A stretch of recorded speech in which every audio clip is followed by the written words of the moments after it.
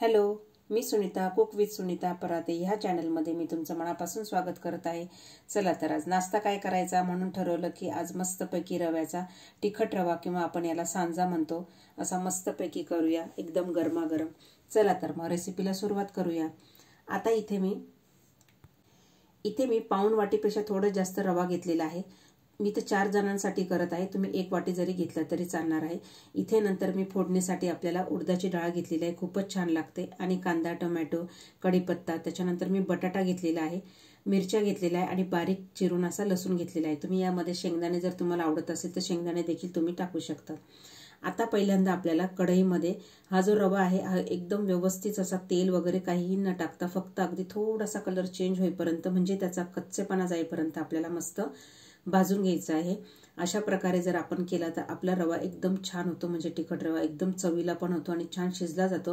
नाहीतर कधी कधी तो असा कच्चेपणा राहून जातो, त्यामध्ये तर व्यवस्थित लागत नाही। त्यामुळे तुम्ही हा व्यवस्थित अगदी 2 ते 3 मिनिटं व्यवस्थित असा मस्त भाजून घ्यायचा आहे, अगदी खमंग।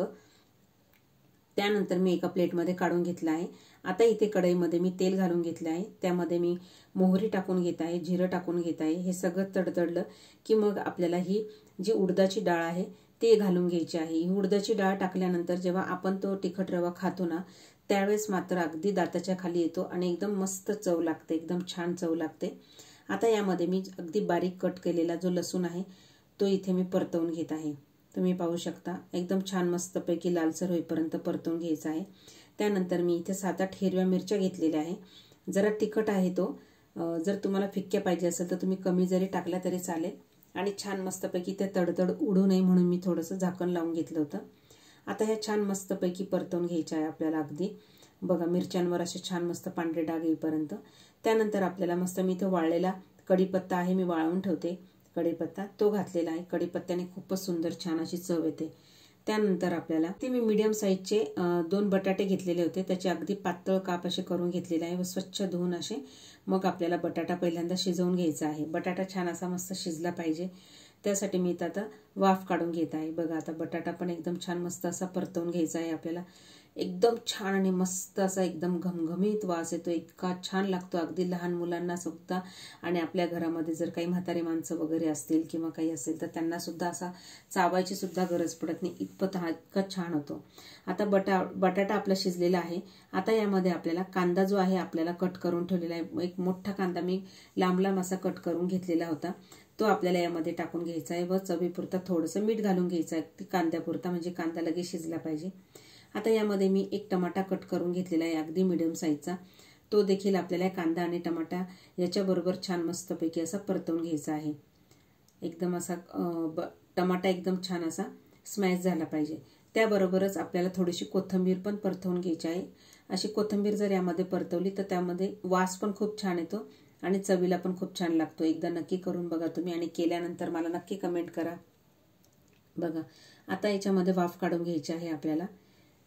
आता ही वाफ निघत आहे तोपर्यंत तुम्हाला जर माझे व्हिडिओ पाहायला आवडत असेल तर माझ्या व्हिडिओला नक्की सबस्क्राईब करा, शेअर करा, लाईक करा व कमेंट करायला विसरू नका। आणि नवीन जर असाल तर माझ्या चॅनलला नक्की सबस्क्राईब करा आणि बेल आयकॉनला क्लिक करा, म्हणजे माझे येणाऱ्या प्रत्येक व्हिडिओचे नोटिफिकेशन तुमच्यापर्यंत येत राहील।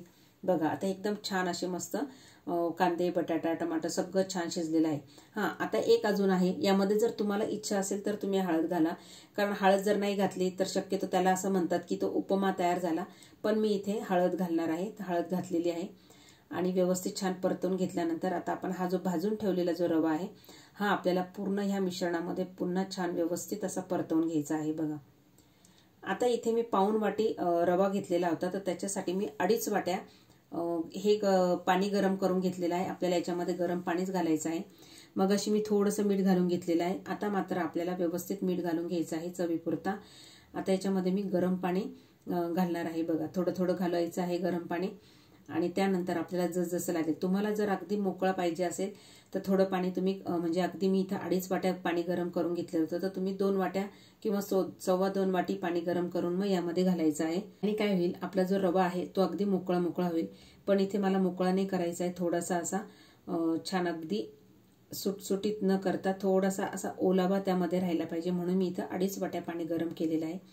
बघा आता मला थोडंसं पाणी लागणार आहे। आता हे उरलेलं सगळं पाणी मी यामध्ये टाकून घेणार आहे। बघा असं गरम पाणी टाकल्यानंतर आपला जो हा रवा आहे एकदम छान मस्त असं फुलतो, एकदम मस्त शिजून पण येतो. आणि बघ किती इतका सुंदर वास येत आहे ना, तर तुम्ही नक्की एकदा करून बघा. कढीपत्ता आहे ते सगळं टाकल्यामुळे खूपच छान लागणार आहे. खूप छान लागतो हा.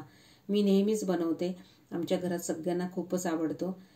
तर तुम्ही एकदा करून बघा. बघा आपला एकदम छान अगदी रवा एकदम मस्त फुलून आलेला आहे, तुम्ही पाहू शकता. आता यामध्ये मी मस्तपैकी व्यवस्थित वाफ काढून घेणार आहे. वाफ काढल्याने आपला अगदी थोडासा कच्चेपणा राहिला असेल रव्यामध्ये, तर तो सुद्धा आपल्याला आता रवा शिजून येईल. बघा किती छान वाफ निघाली आणि आपला रवा हा तयार झालेला आहे. आता यामध्ये मी बारीक चिरलेला जो कोथिंबीर आहे तो टाकून घेत आहे. बघा कोथिंबीर टाकल्याने पुन्हा एक छान वाफ काढून घ्यायची आहे आणि गरमागरम सर्व करायचे आहे. इथे एका प्लेटमध्ये मी मस्त गरमागरम अशी सर्व केलेली मी तुम्हाला खाऊन दाखवते. एकदम सुंदर, एकदम छान झालेला आहे. तर तुम्ही नक्की करा. कसा वाटला माझा व्हिडिओ मला शेअर करा, कमेंट करा. चला तर मग धन्यवाद.